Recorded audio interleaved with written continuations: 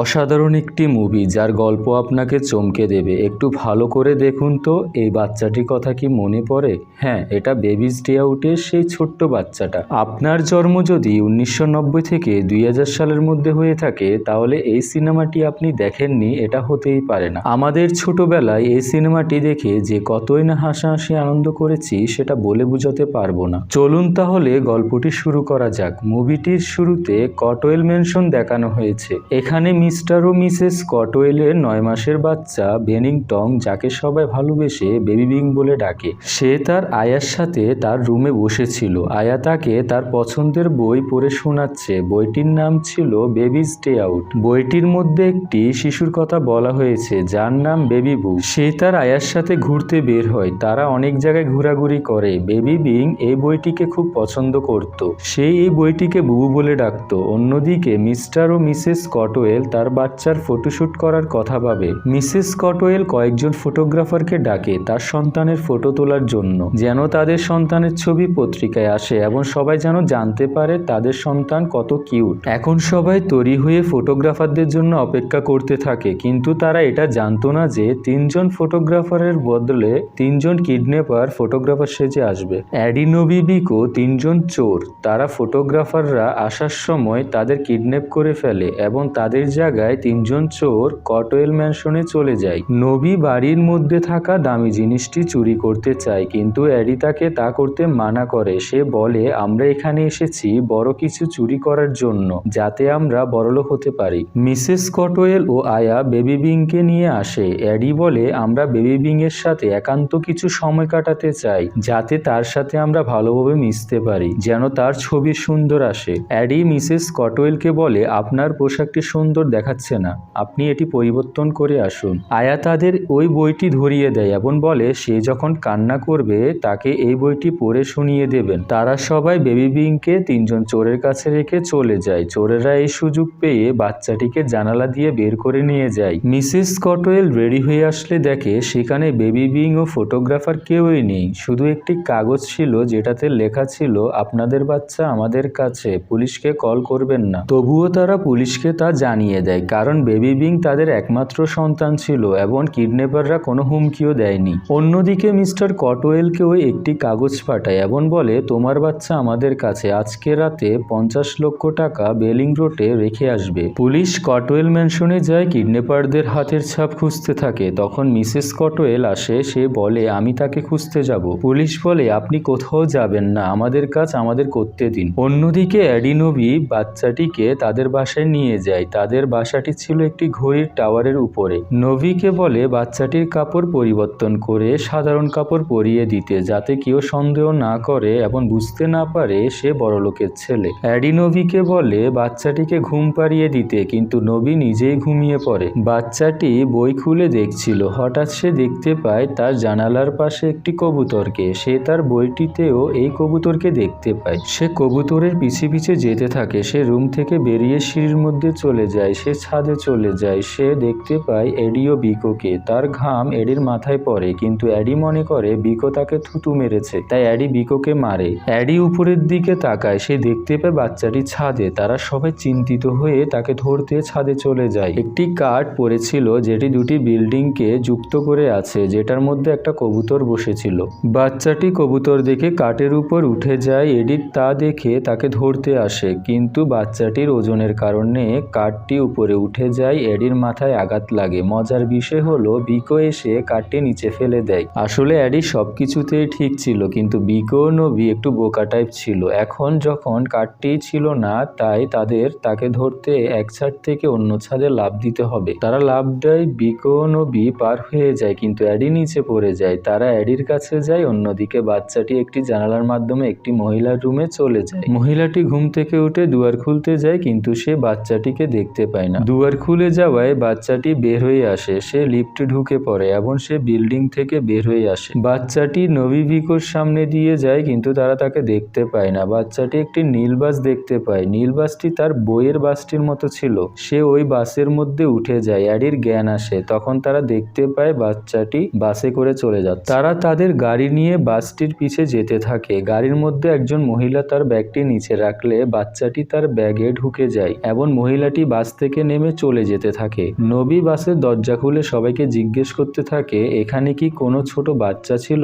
গাড়ি চালক বলে, গাড়িতে কোনো বাচ্চা উঠেনি। গাড়ি চালক পুলিশকে ইনফর্ম করে দেয় একজন লোক বাচ্চা খুঁজতে এসেছিল। হারানো এই বাচ্চাটির খবর সব জায়গায় ছড়িয়ে পড়ে। বিগো ওই মহিলার ব্যাগে বাচ্চাটিকে দেখতে পায়। তারা মহিলাটির পিছে পিছে যেতে থাকে। মহিলাটি তাদের সন্দেহ করে। এডিও নবীকে মারতে থাকে। ব্যাগটি নিচে পড়ে যায়। বাচ্চাটি সেখান থেকে বেরিয়ে একটি মার্কেটে ঢুকে পড়ে। আসলে কেউ মার্কেট করতে আসলে তাদের বাচ্চাদের এখানে রেখে যায় যাতে তারা ঠিকভাবে মার্কেট করতে পারে। একজন মহিলা তার বাচ্চাকে নিতে আসে। বেবি বিং সেখানে একটি বোতল দেখে গাড়ির মধ্যে ঢুকে পড়ে এবং খেতে থাকে। এর মাধ্যমে সে মার্কেট থেকে বেরিয়ে যায়। মার্কেটের বাইরে একজন সাংবাদিক যে নিখোঁজ বাচ্চাটির রিপোর্ট করছিল। মিসেস কটওয়েল ও কিডন্যাপাররা টিভি দেখছিল। তখন বাচ্চাটি সাংবাদিকের সামনে চলে আসে। মিসেস কটওয়েল তাকে দেখতে পায় না, কিন্তু তিনজন কিডন্যাপার তাকে দেখে ফেলে। বাচ্চাটি একটি হলুদ গাড়ি দেখতে পায় যেটি তার বইয়ের গাড়ির মতো ছিল। বাচ্চাটি ওই গাড়িতে উঠে পড়ে। কিডন্যাপাররা বাচ্চাটিকে খুঁজতে থাকে। তারা দেখতে পায় বাচ্চাটি হলুদ গাড়ি করে চলে যাচ্ছে। হলুদ গাড়িটি একটি চিড়িয়াখানার বিপরীত দিকে দাঁড়ায়। বাচ্চাটি গাড়ি থেকে বের হয়ে আসে। সে রাস্তার মধ্য দিয়ে পার হয়ে যাচ্ছিল।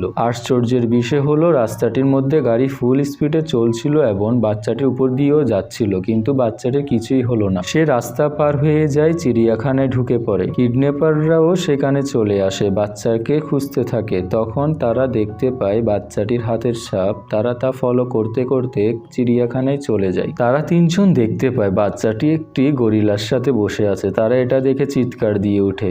নবী বলে বাচ্চাটিকে ধরা আর সম্ভব নয়। তারা দেখতে পায় গরিলা বাচ্চাটিকে আপেল দিচ্ছে। তারা বুঝতে পারে গরিলা বাচ্চাটিকে ভালোবেসে ফেলেছে। বিকো বাচ্চাটির জুতার ফিতা ধরে টানার চেষ্টা করে, কিন্তু গরিলা বাচ্চাটিকে তার দিকে টানতে থাকে। বাচ্চাটি কান্না করা শুরু করে। গরিলা তা দেখে বিকোর হাতে ঘুষি মারে। এতে তার হাতের অবস্থা 12টা বেজে যায়। সে চিৎকার দিয়ে উঠে। তারপর নবী বাচ্চাটিকে একটি লাঠি দিয়ে বের করার চেষ্টা করে, কিন্তু গরিলা লাঠির উপর ভর দেয়। ফলে নবী উপরে বাড়ি খেয়ে নিচে পড়ে যায়। এবার এডি বাচ্চাটিকে তার হাত দিয়ে বের করার চেষ্টা করে, কিন্তু গরিলা তাকেও ধাক্কা মারে। এতে এডির অবস্থাও 12টা বেজে যায়। এডির এই অবস্থা দেখে একটি বানর হাততালি দিতে থাকে। এরপর বাচ্চাটি চিড়িয়াখানা থেকে বের হয়ে একটি পার্কে চলে যায়। কিডন্যাপাররা তাকে খুঁজতে খুঁজতে পার্কে চলে আসে। বাচ্চাটি একটি সিমেন্টের পাইপের মধ্যে ঢুকে পড়ে। কিডন্যাপাররা বাচ্চাটিকে ধরে ফেলে, কিন্তু সামনে দিয়ে পুলিশ চলে আসে। এডি বাচ্চাটিকে তার কোলে কোট দিয়ে লুকিয়ে রাখে যেন পুলিশ তাদের সন্দেহ না করে। মজার বিষয় হলো পুলিশ তাদের কোনো সন্দেহই করে না। পুলিশ তাদের জিজ্ঞেস করে, আপনারা রাস্তার মধ্যে কেন গাড়ি রেখেছেন? তখন বাচ্চাটি এডির পকেটে থাকা লাইটারটি নিয়ে জ্বালাতে থাকে এডির প্যান্টের মধ্যে। এডির অবস্থা 12টা বেজে যাচ্ছিল। সে পুলিশের সামনে নানা রকম ইশারা ইঙ্গিত করতে থাকে, কিন্তু চিৎকার করতে পারে না, কারণ সামনে পুলিশ দাঁড়িয়ে আছে। এডি নবী ও বিকোকে রাস্তা থেকে গাড়ি সরাতে বলে। পুলিশ চলে যায়। ততক্ষণে বাচ্চাটিও এডির কোল থেকে বের হয়ে যায়, কিন্তু এডির প্যান্টে আগুন জ্বলছিল। বিকো এডির বংশের বাতিতে লাথি মেরে আগুন নিভিয়ে দেয়, যার ফলে এডি ঠিকভাবে হাঁটতেও পারছিল না। তারা আবার বাচ্চাটিকে খুঁজতে বের হয়ে যায়। বিল্ডিং নির্মাণের কাজ চলছিল। বাচ্চাটি সেখানে চলে যায়। সে একটি কেক দেখতে পায়। সে এটি খেতে প্ল্যাঙ্কের উপরে উঠে পড়ে। ফলে মেশিন চালু হলে বাচ্চাটি উপরে উঠে যেতে থাকে। কিডন্যাপাররা তাকে দেখে ফেলে। তারা লিফট দিয়ে উপরে যেতে থাকে। তারা লিফট থেকে বের হয়ে এসে বাচ্চাটিকে ধরতে যায়, কিন্তু বিকু বাচ্চাটি থেকে ওজনে ভারী হওয়ায় বাচ্চাটি উপরে উঠে যায় এবং লিফটের উপরে চলে যায়, কিন্তু বিকু লিফটে ঝুলে থাকে। লিফট যখন থেমে যায় বাচ্চাটি একটি ফ্লোরে নেমে আসে। এডি বিকোকে বাঁচানোর জন্য নবীকে তাকে ধরতে বলে, কিন্তু নবীও তার সাথে ঝুলে যায়। কিছুক্ষণ পর তারা দুইজনই নিচে পড়ে যায়, একজন সিমেন্টের পানির মধ্যে আরেকজন ময়লার গাড়িতে।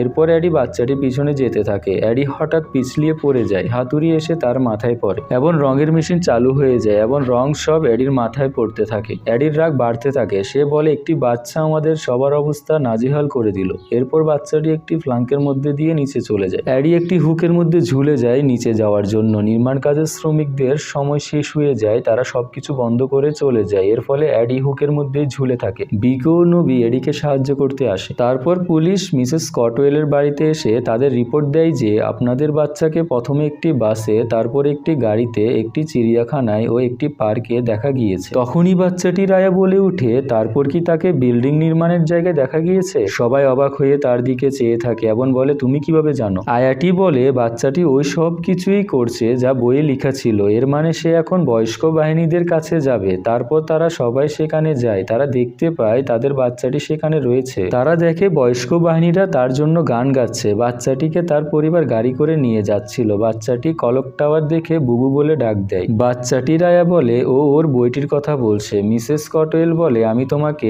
নতুন একটি বই কিনে দেব, কিন্তু বাচ্চাটি বারবার ক্লক টাওয়ারের দিকে ইশারা করছে। তখন তার আয়া বলে তার বইটি মনে হয় সে ক্লক টাওয়ারের মধ্যে রয়েছে। তারপর তারা সেই ক্লক টাওয়ারের সেখানে যায় তার বইটি আনার জন্য এবং কিডন্যাপারদের ধরার জন্য। ইতিমধ্যে কিডন্যাপাররা তাদের বাসায় চলে আসে। তারা বাচ্চাটির আওয়াজ শুনতে পায়। তারা মনে করে বাচ্চাটি আবার চলে এসেছে। তারা জানালা দিয়ে দেখে পুলিশ তাদের ঘেরাও করে ফেলেছে। পুলিশ বলে বইটি নিচে ফেলে দাও এবং হাত উপরে করো। তারপর বাচ্চাটি তার বই নিয়ে সেখান থেকে চলে যায়। কিডন্যাপাররাও অ্যারেস্ট হয়ে যায়। রাতে তার পরিবার তাকে গুড নাইট বলে চলে যায়। বাচ্চাটি উঠে আরেকটি বই নেয়। সেখানে লেখা ছিল বেবিজ ট্রিপ টু চায়না। এর মাধ্যমে মুভিটির সমাপ্তি ঘটে। ধন্যবাদ সবাইকে। সাবস্ক্রাইব করে পাশেই থাকুন।